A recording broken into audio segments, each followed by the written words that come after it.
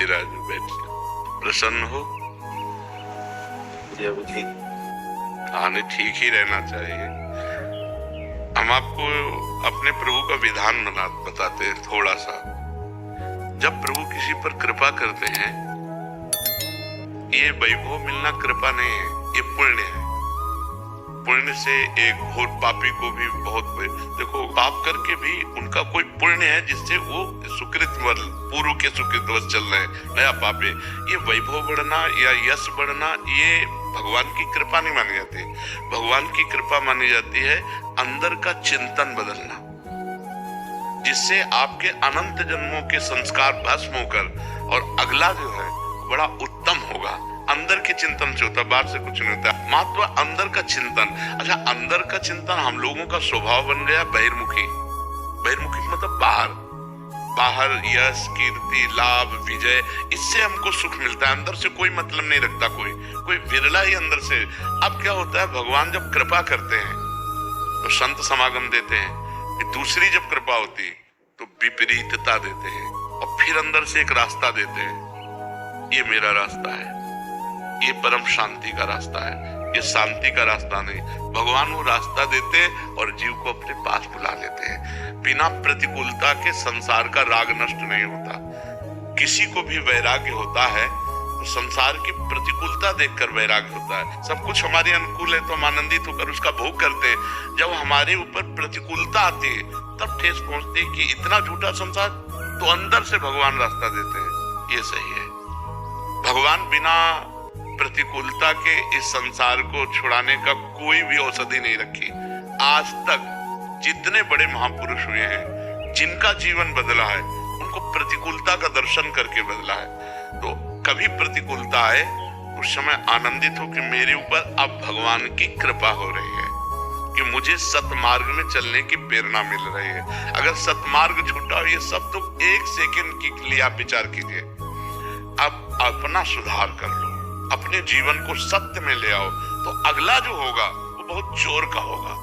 चाहे जन्म हो तो श्रीवान, कुलवान, धनवान, वैभव संपन्न ऐसे, और भक्ति की अनुकूलता, भक्ति की अनुकूलता।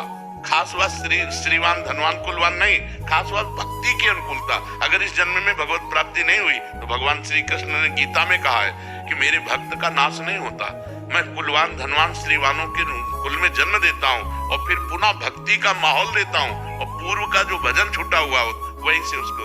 अब बिल्कुल ऐसे ही रहो जैसे रह रहे हो, बिल्कुल संसारिक बन करके रहो, लेकिन अंदर का चिंतन आपका बदल जाए। अंदर के चिंतन में आपकी यश की भावना न रह जाए, अंदर के चिंतन में आपको धन बढ़ाने की भावना न रह जाए। अंदर का चिंतन हो जाए, प्रभु बहुत जन्म व्यतीत हो गए, अब एक बार आपसे मिलना चाहते हो, एक बार आपसे मिलना चाहते हैं प्रभु, मुझे आप चाहिए, अब संसार नहीं। तो बात बन जाएगी, तो बात बन जाएगी। तो इसलिए आनंद पूर्वक भगवान का नाम जप करो, बिल्कुल चिंता मत करो। बाबा, क्या नाम जप से हो जाएगा पूरा? ये हम अपने जीवन का अनुभव बताते हैं। सांख्य योग और अष्टांग योग और कर्म योग और भक्ति योग, चारों योगों में प्रवेश रहा है। पहले हम सन्यासी रहे 20 वर्ष सन्यासी रहे काशी विश्वनाथ जी।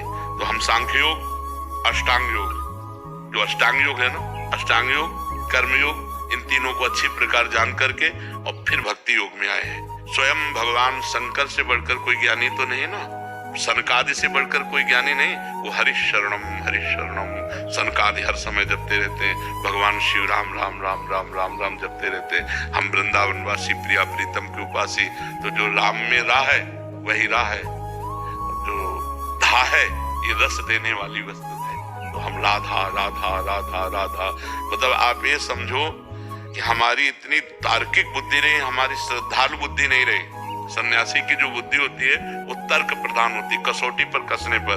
तो हम केवल भावुकता में राधा राधा का प्रचार नहीं कह रहे कि हमने सुना और ऐसे ग्रंथों में पढ़ा, ऐसे कह रहे, स्वयं स्वाद लेके कह रहे और विश्वास के साथ कह रहे कि यदि आप राधा राधा जपते हो तो इसी जन्म में भगवत प्राप्ति हो जाएगी, इसी जन्म में।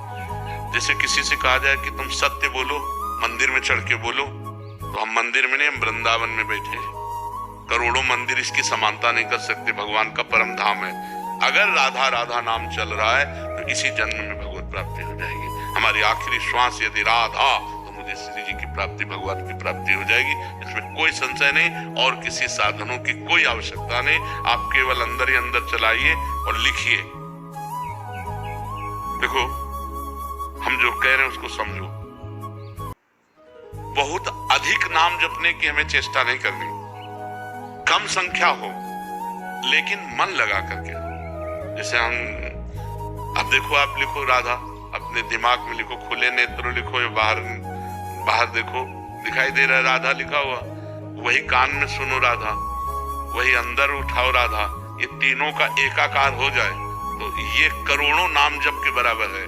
देखो, जैसे हम बोला राधा, ऐसे हम 1000 राधा नाम बोले तो हम बोला राधा, ये उपांशु है, इसे उपांशु कहते हैं। राधा राधा राधा राधा 1000 बार, ये उपांशु हुआ। अब ये ऐसे उपांशु हम 10,000 बार जप करें, अंदर देखते हुए बोले राधा, उपांशु 10,000 बार नाम जप करने का फल एक बार मानसिक में है। इतना बड़ा फल है ये। ऐसे राधा राधा राधा चल रहा है, नेत्रों से हम उसे देख रहे हैं, कानों से उसे सुन रहे हैं। आप देखना कि अगर मन भगेगा तो आप लिख नहीं पाओगे राधा नाम, अगर लिख रहे हो तो मन भगेगा नहीं। तो चाहे 10 बार लिखो, 100 बार लिखो, लेकिन एक अभ्यास बनाओ ऐसा कि कुछ समय शांति से स्नान आदि करके बैठ गए और राधा राधा लिख रहे हैं, उसी का चिंतन कर रहे हैं। इसे अपना जीवन बना लो, फिर आप परिणाम में खुद देख लेना। कोई घाटे का सौदा तो है नहीं, ठीक है।